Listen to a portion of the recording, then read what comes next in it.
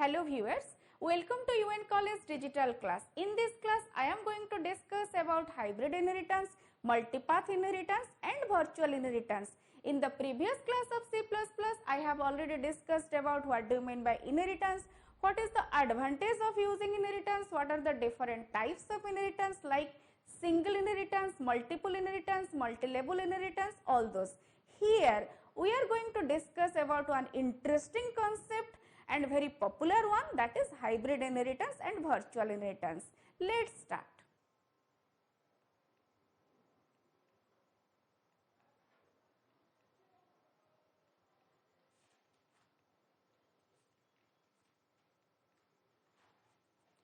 First of all, I am going to discuss about hybrid inheritance. We know that inheritance implements reusability in OOPS.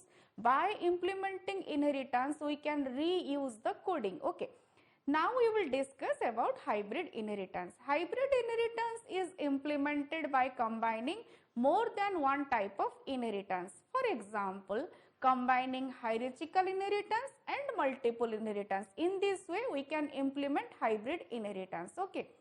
The inheritance in which the derivation of a class involves more than one form of any inheritance is called as hybrid inheritance. Basically, C++ hybrid inheritance is combination of two or more types of inheritance. It can also be called as multipath inheritance. Okay. Here, I have given one syntactic structure of using hybrid inheritance.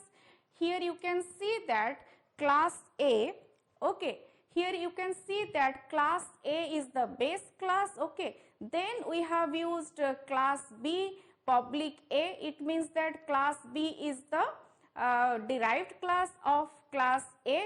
Then the coding of class B in the opening brace and closing brace, then semicolon, then class C, okay.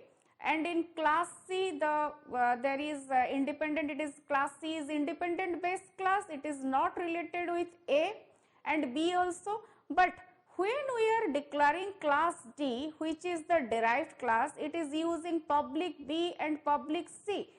Here it is a hybrid inheritance. How? If we will use class A, then B, then D, okay. In this way, class here, first let me discuss about class D, public B, public C. It is your multiple inheritance, and if we will use only the structure class A, B, then D, it is multi-level inheritance. In this way, here we have combined both class A and class B, okay. Here again I have used one diagram to represent class A, B, C and D. Here you can see that from class A, B is derived, then from class B, D is derived, and at the same time C is also the base class of class D, okay. Here you can see that class A, B, D is the multi-level inheritance, and at the same time class B, C and D, it is the multiple inheritance. In this way, hybrid inheritance is implemented, okay. Here again I have used another diagram to show you the syntactic structure or the structure of hybrid inheritance. Here you can see that class F is the parent class, from class F class B and class E is inherited. Okay, it is hierarchical inheritance, and at the same time class G is also the base class of class E. So, if we will take class F, class G, class E, then it is multiple inheritance. Okay, why? Because class F and class G are the parent of class E. Then again, if we will take these three, class A, B and C, then this is also one. What type of inheritance? Hierarchical inheritance. So, here we have combined lots of different types of inheritance. What are those? One is the multiple inheritance, class F, G, E. Another one is class F, B, A, which is one multi-level inheritance. Then class F, B, C, also multi-level inheritance. In this way, we have combined here hierarchical inheritance, multiple inheritance, multi-level inheritance. This is the syntactic structure, this is the diagrammatic representation of hybrid inheritance, okay. Now, I am going to give one example of hybrid inheritance so that you will be clear. Okay. Here I have used one class student, you may use class 2, I have used here, you may use any name as the class name, no problem. And inside the class 2, I have used one int id variable and char name 20. Okay. Then in the public part, what I have done, I have used void gets to. Here inside the function body, I have entered the ID of a student and name of the student. Okay. Then I have used another class, that is class marks, which is inherited from stu, which is the base class. Inside the class marks, I have used protected. Actually till now we have not used protected access specifier. We have done lots of program by using private and public access specifier, but now here I want to show you the use of protected. Okay. Then in the protected part, I have used three variables int mpc. Then in the public part, I have used one void get marks function, and inside the void get marks function, I have entered the mark of three subject. Okay. By using MPC variables. Then again I have used another independent class, which is class sports, and here also I have used protected access specifier, and in the protected part I have used one integer variable sp mark to enter the mark in the sports. Then in the public part I have used one get sports method, and inside the get sports method I have entered the sports mark. Okay. In this way I have used three classes here. One is class 2, then class mark, which is inheriting the property of 2, then class sports, which is independent. Then I am using another class, which is result. Okay. And here the result is inheriting, or the result is the derived class of mark and sports. It means that here you can see, if we will consider class 2, class mark and class result, okay, then it is what type of inheritance? It is multi-level inheritance. But if we will consider class result, class marks and class sports, then it is multiple inheritance. In this way we are combining two different types of inheritance, and in this way we have implemented hybrid inheritance. Okay.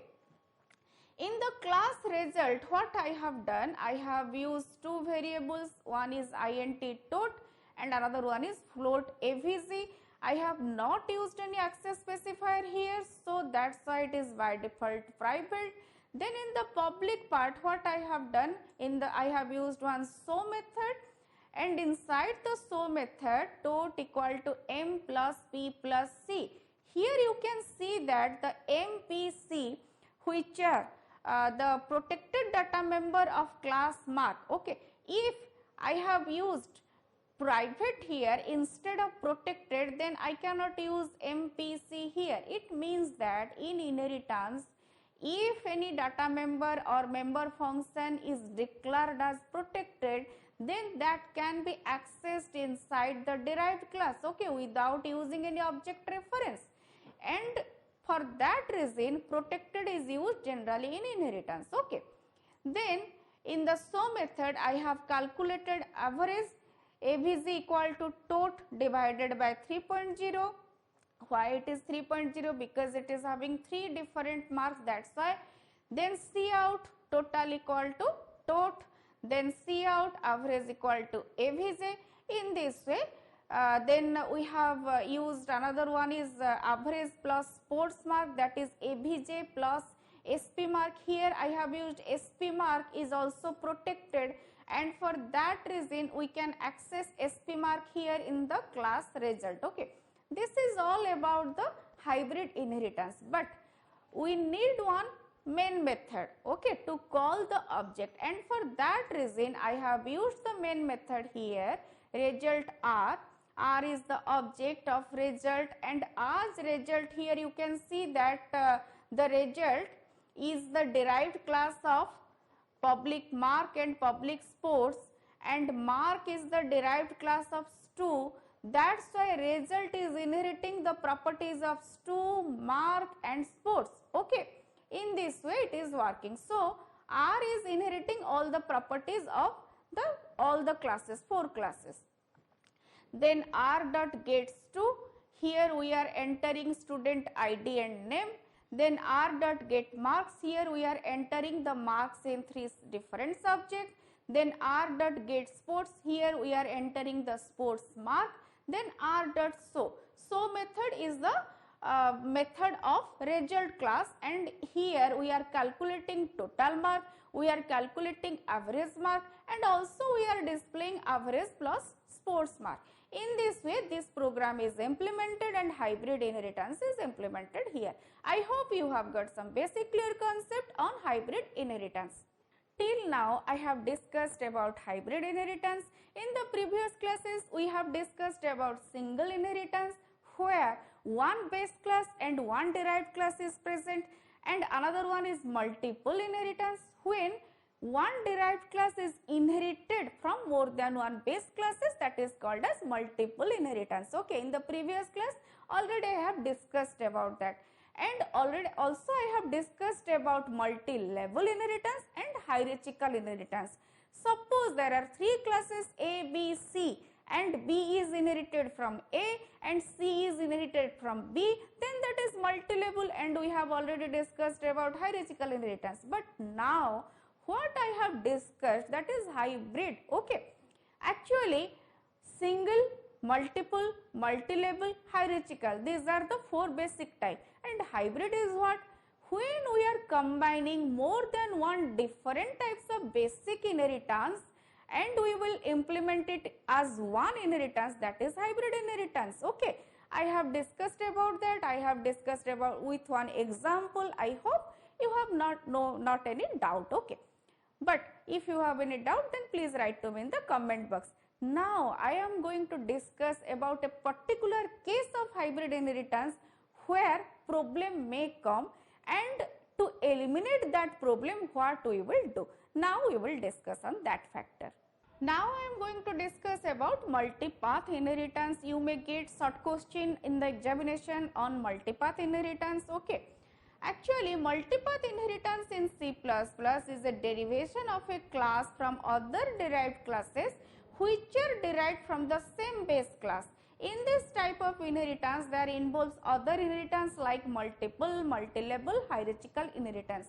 It means that we may say that it is a particular type of hybrid inheritance where one problem may arise, and here I have mentioned this one. It is famously known as diamond problem in computer programming.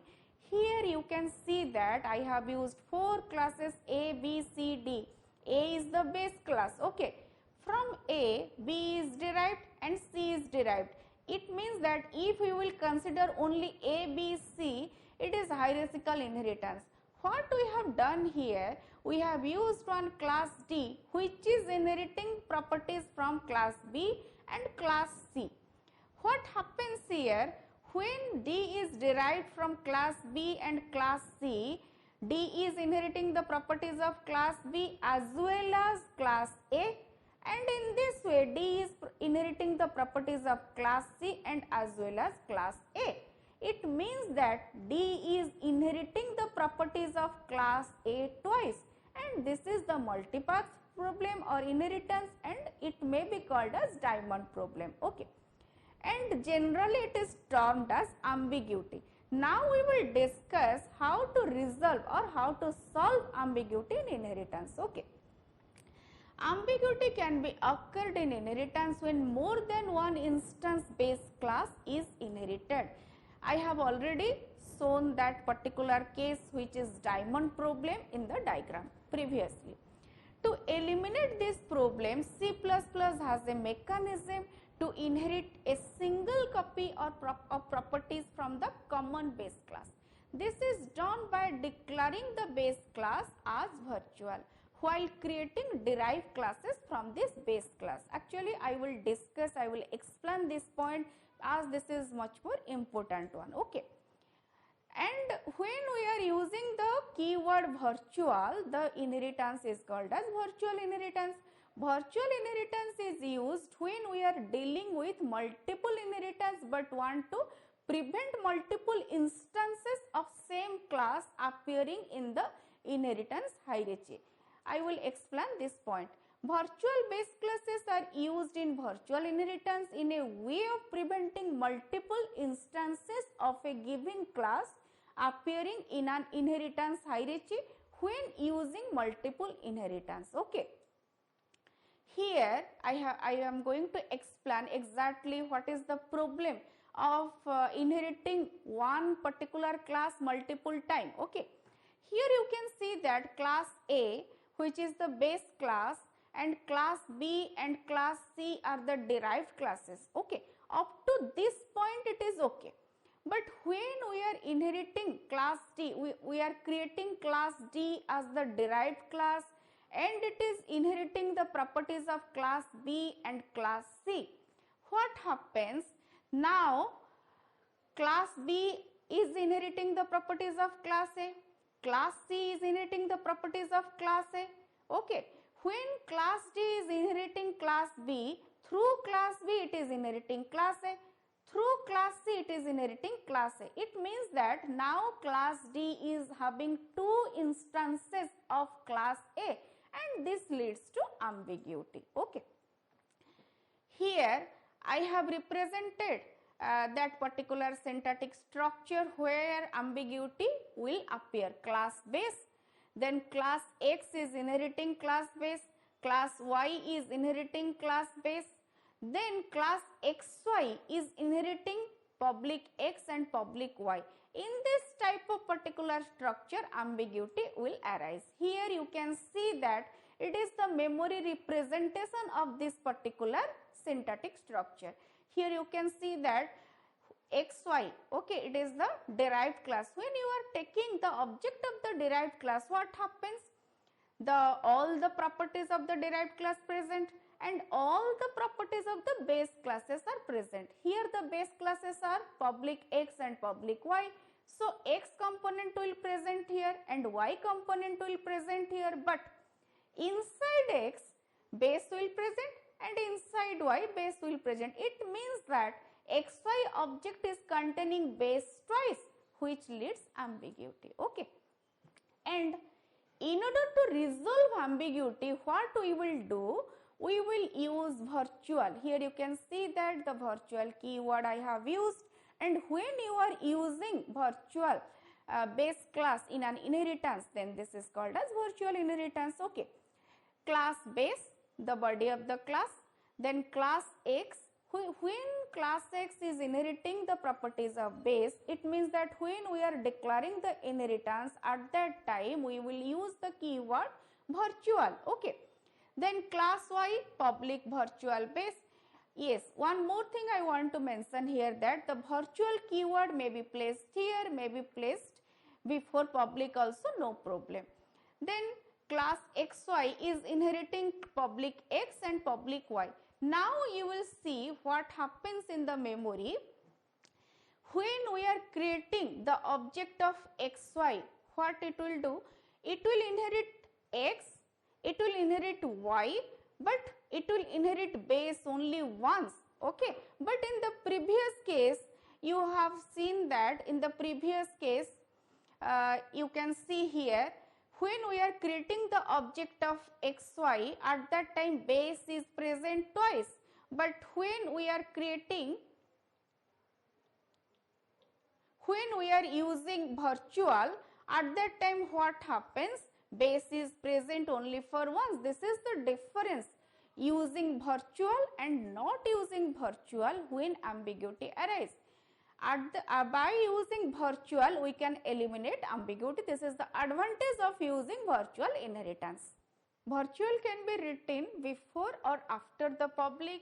Now only one copy of data or function member will be copied to class C and class B, and class A becomes the virtual base class. Okay. Virtual base classes offer a way to save space and avoid ambiguities in class hierarchies that use multiple inheritances. When a base class is specified as a virtual base, it can act as an indirect base more than once without duplication of its data member. A single copy of its data member is shared by all the base classes that use virtual base. Here I have represented a very small program to show you the use of virtual and not using virtual. Here the program has started using namespace std, class A is the base class, okay. Then public, in the public part I have used void show. Inside the show method, very simple statement I have used hello from A. Then class B is inherited from class A, class B public A. Then the body of class B, I have not used any statement here so that the program will be simpler and easy to understand. Then class C, which is also inheriting the property of class A, and here also the body is blank. You may enter, you may put some statement also here, no problem. Then class D, which is inheriting the property of public B and public C. Here you can see that the same diamond problem is here, and inside the main method, when we are creating the object of D, at that time the instance of class A is present inside the object twice, okay. And for that reason, when we are calling object.show, one ambiguity error will be occurred because the show method is present twice. In order to avoid this problem, what we will do? We will use virtual. Here you can see that the same program I have just used virtual here using namespace std, class A. In the public part void show method, the same statement I have used here, cout hello from A. Then the class B is inheriting the property of class A. It means that class B is the derived class, but at the time of declaring the derived class, what I have done, I have used only the word virtual here. And here also class C public virtual A. It means that I have restricted the instance of class A only to one copy, not more than one copy, okay. Class D public B public C. Through B, class D is inheriting A, through C, class D is inheriting A twice, but as these two are the virtual, I have used the word virtual here, that's why class A is inherited through class D only for once. So, when in the main method D object, when we have created the object of D and we are calling the show method of class A, how it will be executed? It will execute it successfully, there will be no error and you will get the output hello from A. This is the difference in between not using virtual and using virtual. In this class, I have discussed about hybrid inheritance, multipath inheritance and virtual inheritance.